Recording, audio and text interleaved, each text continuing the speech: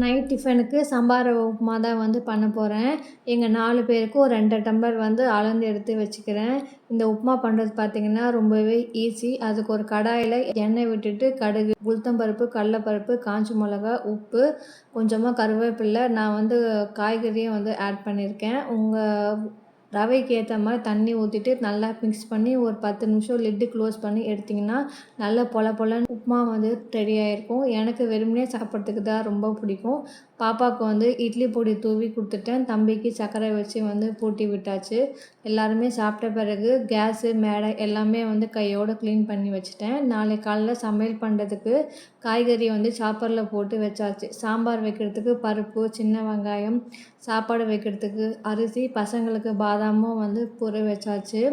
நாளைக்கு காலைல பார்த்திங்கன்னா ரொம்பவே ஈஸியாக இருக்கும். இப்போ போயிட்டு தூங்க போகிறேன். பாய்.